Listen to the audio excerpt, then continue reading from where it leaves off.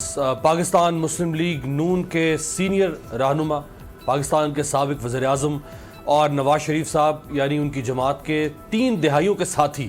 شاہد خاقان عباسی صاحب جو پہلے بھی گرفتار ہوئے تھے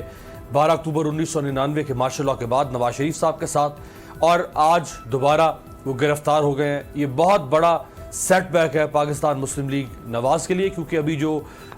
ری شفلنگ ہوئی تھی، پارٹی کی ری سٹرکچرنگ ہوئی تھی، اس میں بھی شاہد خاقان عباسی صاحب کو اہم ترین عہدہ دیا گیا تھا۔ شہباز شریف صاحب کے بعد آپ کہہ سکتے ہیں کہ شاہد خاقان عباسی مسلم لیگ نون کے فیس کے طور پر سامنے آئے تھے۔ آپ کے سامنے کچھ ایکسکلوسیو ڈیٹیلز رکھتے ہیں شاہد خاقان عباسی صاحب کا جو کیس ہے، یہ دراصل ہے کیا، ان پر الزام کیا ہے، اور وہ کیا کچھ کرتے رہے، یا انہوں نے ایسا کون سا غبن کیا، یا اپنے اختیارات کا ایسا کون سا غلط استعمال کیا جس کے اوپر آج انہیں نیب نے دھر لیا۔ ای ٹی پی ایل جو کہ اینگرو کی کمپنی جس کے ساتھ یہ معاہدہ ہوا تھا، جو کہ مخفف ہے L N G terminal Pakistan limited کا۔ ای ٹی پی ایل کا ایل این جی ٹرمینل جو کہ پورٹ قاسم اتھارٹی میں لگنا تھا وہ لگا ہی نہیں۔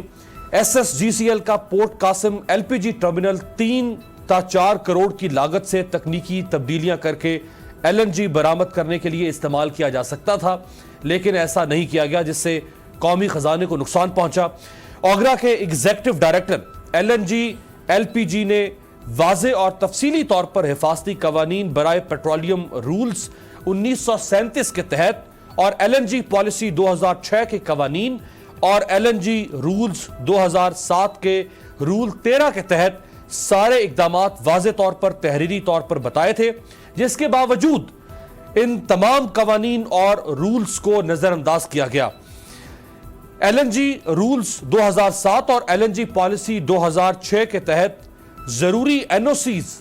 اور قانونی اجازت نہ لی گئی۔ اصلی حکومت پاکستان پی ایس او اور قطر گیس کے غیر قانونی ایل این جی معاہدے میں زیادہ برنٹ کو ریفرنس کے طور پر استعمال کر کے ہر شپمنٹ کی قیمت کا تعین طے پایا ہے۔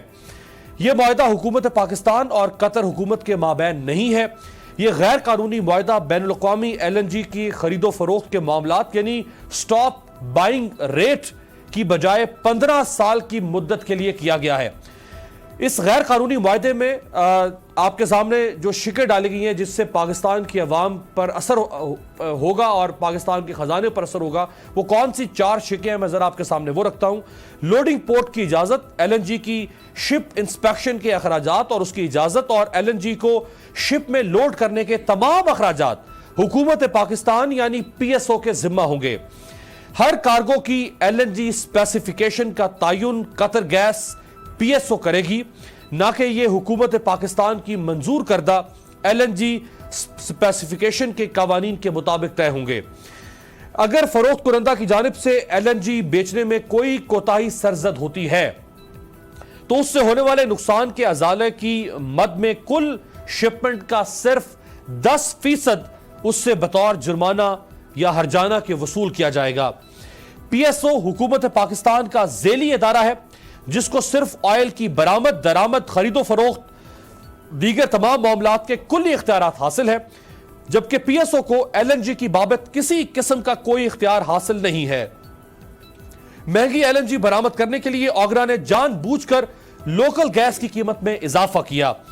وفاقی حکومت نے ستمبر 2017 میں ای سی سی کے فیصلے کے تحت گیس کی چوری، لیکیج جو کہ S N G P L اور S S G C L کو سہولت کے طور پر 4.5% تک کی رعایت دی جاتی تھی کو بڑھا کر 7.1% کر کے اس چوری کو ہمیشہ کے لیے قانونی تحفظ فراہم کر دیا گیا۔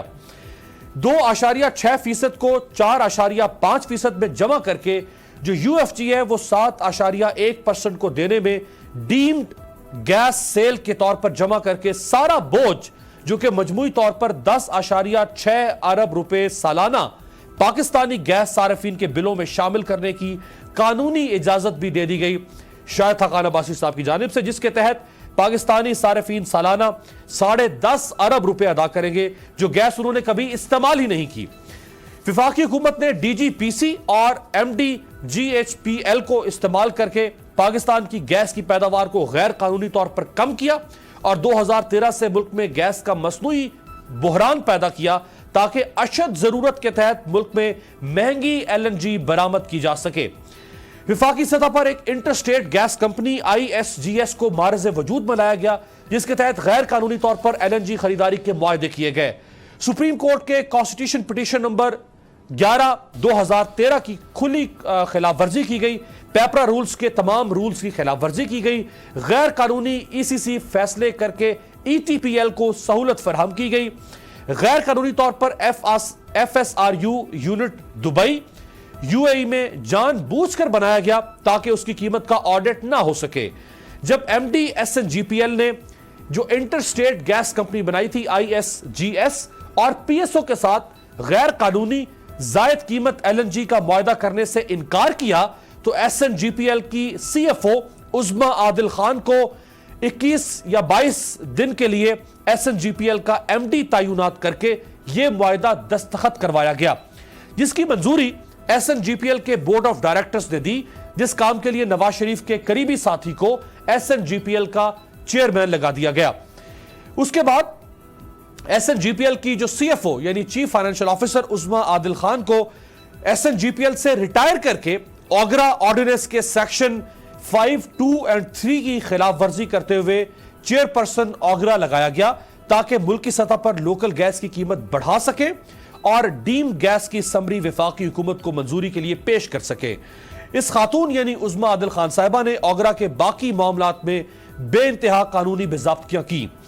نیب کی ابتدائی تفتیشی رپورٹ میں جو نامزد ملزمان جن میں Shahid Khaqan Abbasi, secretary petroleum, SNGPL، SSGCL اور ISGS جو کہ انٹر سٹیٹ گیس کمپنی تھی اس کے MD ہیں اور ان کے خلاف نیب جو ہے وہ کارروائی کر رہا ہے۔ اس کے ساتھ ساتھ جو PSO کے MD شیخ عمران الحق صاحب ان کی گرفتاری کے حوالے سے بھی آج نیب نے ایکشن لیا ہے، جن پر تقریباً 30 ارب روپے کی LNG اوگرا کی قیمت کے تعین کے بغیر برآمد کر کے SSGCL کو فروخت کرنے کا الزام ہے، جو کہ سراسر غیر قانونی خرید و فروخت ہے۔ LNG کے متعلق آڈیٹر جنرل آف پاکستان کی رپورٹ کے نامزد ملزمان کے خلاف آج تک کوئی کارروائی عمل میں نہیں لائی گئی۔ کچھ ٹیکنیکل تفصیلات ہیں جو بہت سارے عام ویور شاید اس کو نہ سمجھ سکے، لیکن اگر میں ایک لفظ میں آپ کو بتاؤں تو شاہد خاقان عباسی صاحب نے اپنے عہدے کا، اپنے اختیارات کا غلط استعمال کیا LNG کی ڈیل کرنے کے لیے، یہ ہے اس کا خلاصہ۔